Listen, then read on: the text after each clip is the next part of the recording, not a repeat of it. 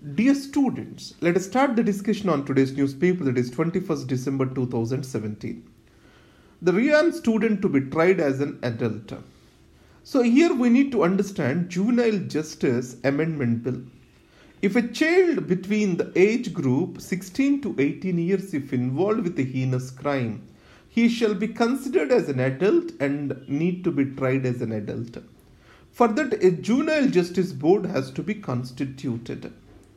And it will assess the mental maturity of the child and it will make a decision on the child. Here, we have to understand certain analysis.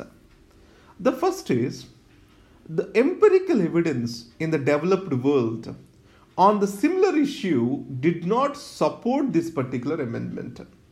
So, trying a child as an adult and keeping him in an adult prison, it will not lead to the reformation of the child. So every prison is kind of a university of crime, and these children get trained in this university of crime, and it is going to be a damage to the society rather than being a benefit. And second aspect is, a child at the age of 16 years, his frontal lobe development will not be complete, prefrontal lobe. It means his cognitive understanding of his consequences is very limited. And third, as I repeatedly told to you, the objective of criminal justice system is to reform an individual. In case of children, it becomes much apt. So that's why this particular amendment was opposed at that point of time. Finally, as a reaction to the Delhi rape incident, it was immediately enacted. And then, UPCOC bill tabled, opposition fumes. UP control of organized bill. It has been tabled in Parliament, tabled in UP Legislative Assembly. Remember one thing, it is in lines with Maharashtra and Gujarat. Let us do a critical analysis. So any harsh law can be subjected to misuse. According to this, any accused will not get a bail up to 6 months period. So it means till 6 months he is supposed to be in jail. Either he did the crime or not, he is expected to be in jail. And then very regular offences such as gambling are also brought under the ambit of this particular bill. And third aspect is, the punishment is very severe, up to life imprisonment. So in this context, the opposition fears that such a kind of authority to the police can be misused against the other political parties. Let's come to the editorial page. A pixelated campaign. It is about recent Gujarat elections. So if any success has to come in life, either in politics or anywhere, organizational strength is essential. So organizational strength and persona. The organizational strength, it creates a reinforcement and sustainability towards the human efforts. Now, the RSS work among the tribal groups in Gujarat, that is such a sustainable work looking for long-term benefits. And on the other hand, bringing a coalition of personnel or persona together to win the elections is always a short-term strategy rather than being a long-term strategy. And second aspect over here is, if you take about Prime Minister Modi and Rahul Gandhi, so Modi has got the touch with the ground realities compared to, or connect with the people exists to him compared to the Congress chief. And third, urbanization and growth of middle class is a trend in India. So young population is growing. So among urban middle class youth, development is kind of a music to their ears.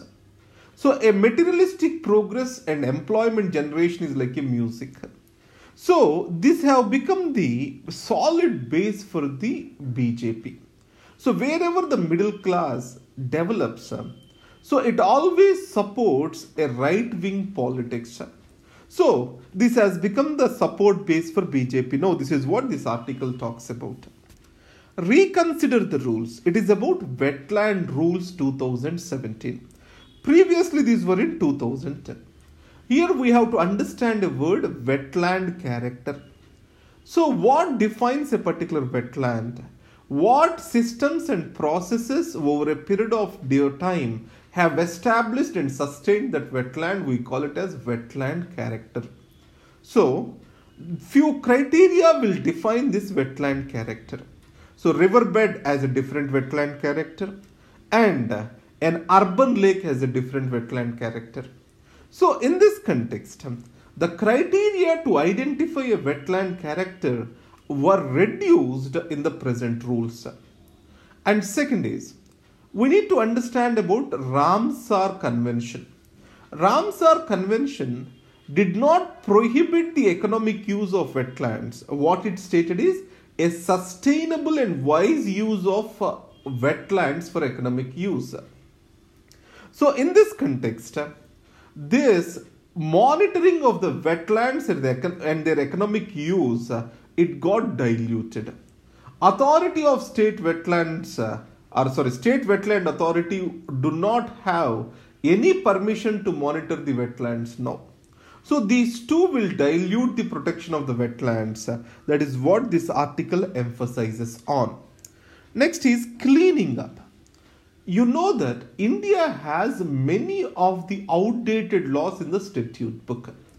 Jain Committee long back has stated that. So what will happen because of this?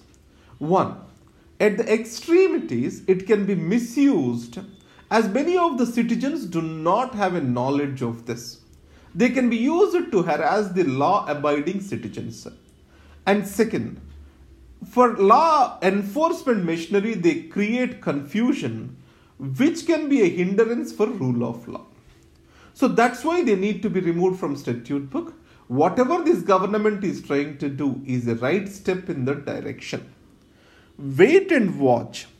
This is about national security strategy of United States government. What it has emphasized, it considers India as a friend, and it criticizes China, Russia, Pakistan. It clearly stated that China is playing with the sovereignty of the South Asian countries, and Pakistan is encouraging terrorists on its soil. So here, the China, its One Belt One Road initiative is being not supported by India and US alike. India considers that as an infringement of sovereignty and also a debt trap for most of the South Asian countries. And second, with regard to Pakistan, it's a known fact that they are encouraging terrorism as a state policy. So China and Russia has criticized it as a Cold War mentality, imperialistic attitude, a zero-sum game. These are the words they have used. But let's understand from an Indian perspective. Yes, can we believe in Trump? There is a great dissociation between mind of Trump and his advisors. Where this strategy has emanated directly from the president or his advisors, we do not know. So we have to look for the consistency of action. There is a dissociation between a strategy and action in the US in these days. So it is criticizing the Pakistan on one side, and it is also providing it necessary aid. Recently you saw that $700 million is released to Pakistan under Defense Authorization Act. And US and China are so closely intervened that any dissociation among them may not be possible. So that's why India has to continue and sustain its path towards the multipolar world rather than being dragged into the United States and its fold. That's what this article emphasizes. Why leaders matter? I told to you repeatedly about Rudolph's statement. In India, politics of charisma plays over the politics of ideology. Now here two words are used. One is transactional leadership and transformational leadership. So a good manager who can run an organization is a transactional leader. And a transformational leader is one who communicates an ideology, a vision to the people and raises their aspirations and makes them to walk with him in realizing this future. That's what we call it as a transformational leadership. So at the times of crisis, transformational leadership proves decisive, and transactional leadership makes the organizational process to work smoothly. So here, the transformational leadership one, it is articulating an idea, thought or a vision. And then it is motivating the people to get this vision realized. So here, the populism will also be a part along with this ideology. We shall not get populism and clientelism as one and the same. So clientelism involves a quid pro quo, because I offer you a color TV, you give me your vote. But in the case of this, a populism is meant to motivate a group of people to come together towards an action. And second is, vote mobilizers are very much important. Let's take, in a village, a leader is there, a small time leader is there. He is a vote mobilizer. He has to be convinced by this idea or vision of a leader. And third, a voter has to come to polling booth to vote. So mobilization of the voter is also possible because of the transformational leadership. So that's the reason why whenever a prime ministerial or chief ministerial candidate is announced and his ability to articulate his vision brings victory to the political parties. And it is written in the context of recent Gujarat elections and Prime Minister's transformational leadership in India. Another tool for resolution, it is about financial resolution and deposit insurance bill.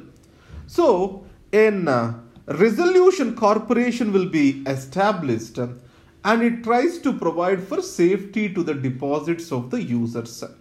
So, in this context, the bail-in clause is to protect the deposits of the users, and it is not just to take away that. There are many protections which are also put in place for the deposits. The resolution corporation has to keep all the matters transparently in public forum. It has to take their suggestions. Along with the regulator, it has to act. So if not, the bank bailout will happen from the taxpayers' money. So in 2018, when financial breakdown has happened across the world, it is the taxpayers' money that bailed out the companies. So maintaining the integrity of the financial system is the first objective, rather than taking the money from the depositors for this particular bill. That is the argument put forward here. And then finding used copters for Kabul. India is trying to supply Mi-35 helicopters which are being procured from Russia. So here remember, previously India's stand was that it will be involved only with developmental effort. Slowly it is taking an increased role with regard to defense is concerned. That's what take home point is. And then Trump's tax bill gets US Senate nod. If you see the Trump's electoral promises, one of the things which he said is corporate tax will be reduced and it will incentivize the entrepreneurship, unleashes the capitalistic energies which will generate the employment and wealth in the country. This is what the Trump has proposed for. So if the taxes are raised in the country, there is no incentive for entrepreneurship. So in line with this, he has reduced the corporate tax to 21% from the existing 35%.